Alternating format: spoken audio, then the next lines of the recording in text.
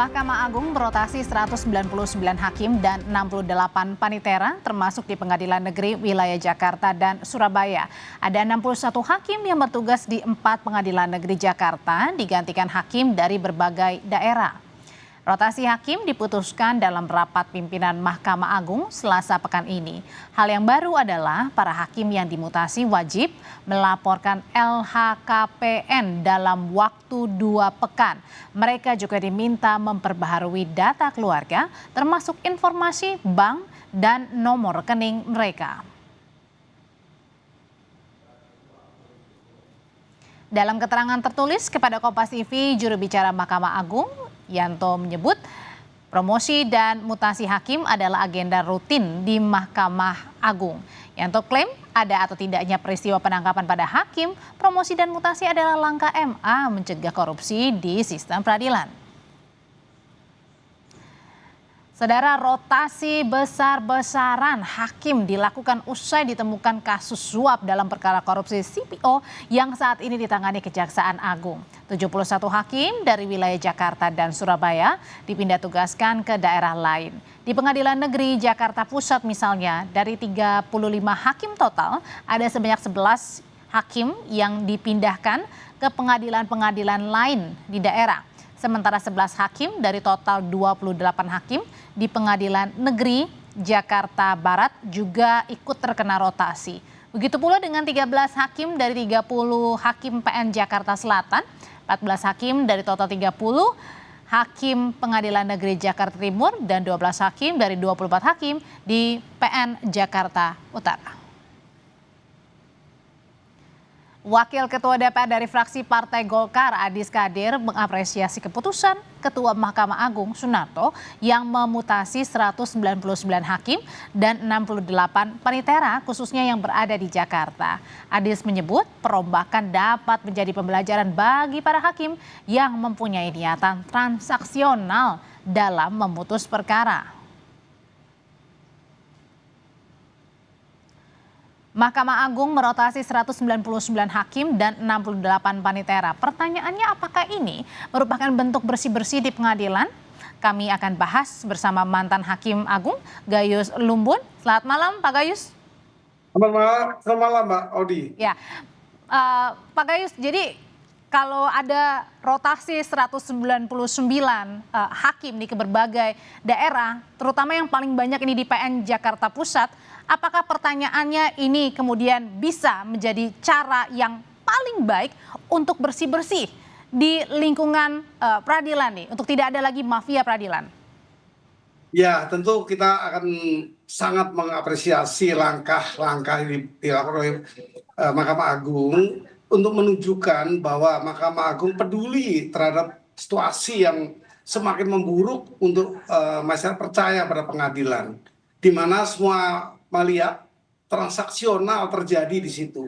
Orang takut ke pengadilan karena yang benar bisa salah, yang membunuh bisa dibebaskan, yang melanggar peraturan bisa dilepaskan, padahal uangnya besar sekali itu dengan imbalan hanya 60 miliar saja. Ini ironi sekali, namun kita apresiasi lah bagaimana Mahkamah Agung ini sudah mengambil langkah drastis, mutasi besar-besaran. Tapi tanya kepada saya, apakah ini efektif untuk menjadikan lembaga kita bersama, ini lembaga masyarakat juga yang bernama pengadilan, yang memberi keadilan? Saya menjawab akan dapat kelihatan sangat jauh dari harapan bisa menjadikan perubahan yang permanen. Kenapa? Karena ini tidak sekedar mutasi seperti ini, hanya jumlahnya besar-besaran, tetapi langkahnya sama saja, hanya memutasi, tidak mengevaluasi yang terbuka.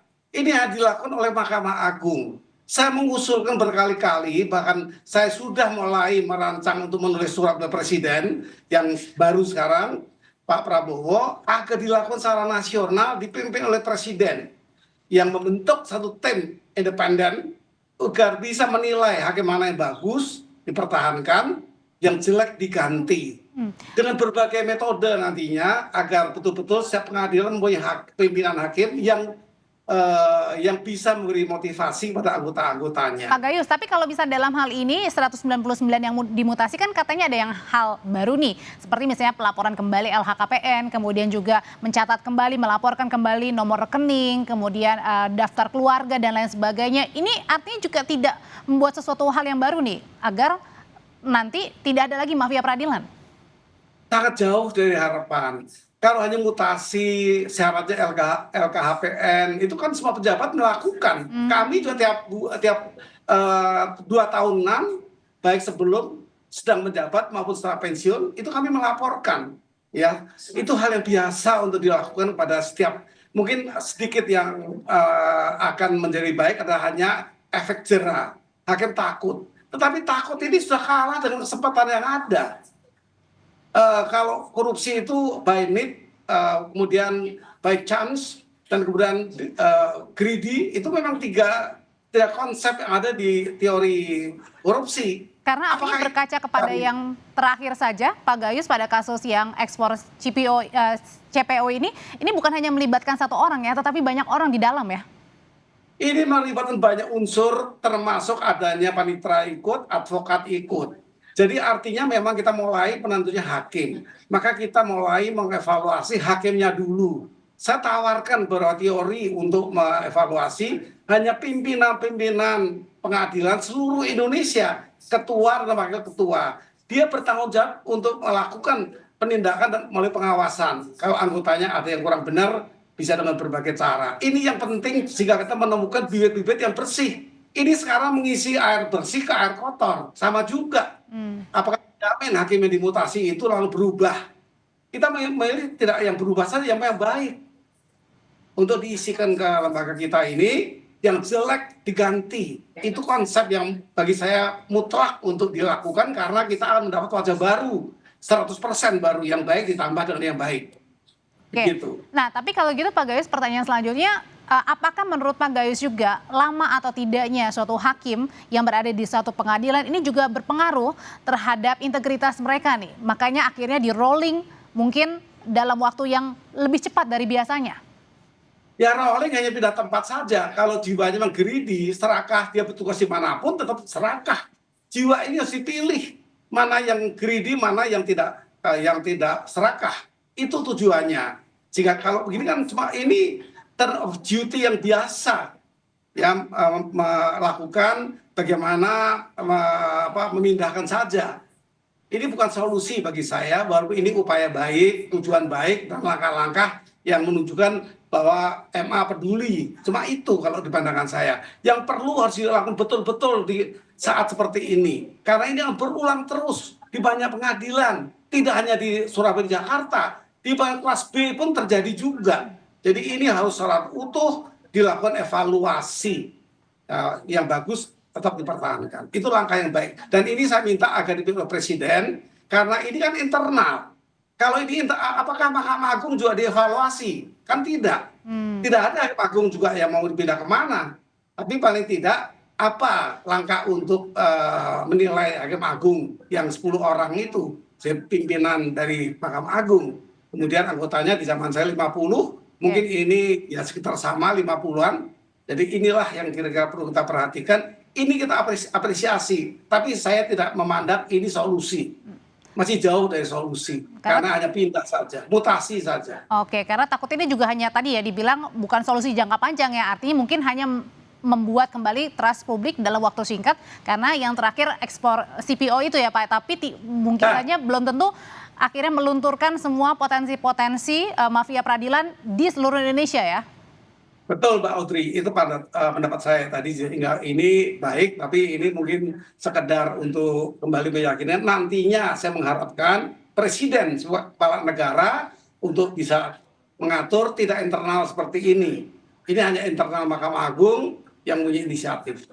Oke, kalau ada yang berpendapat juga untuk memperluas wewenang dari Komisi Yudisial, Pak Gayus? Saya sepakat, karena itu pengawas eksternal.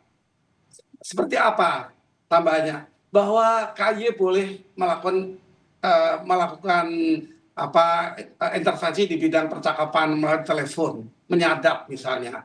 Jadi KY bisa melakukan secara eksternal melalui penyadapan, pembicaraan semua tersadap oleh KY. Yang hari ini memang boleh menyadap melalui penegak hukum lain.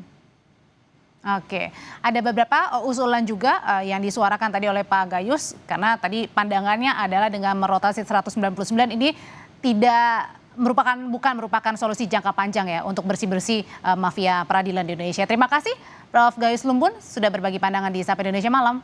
Selamat malam. Ya.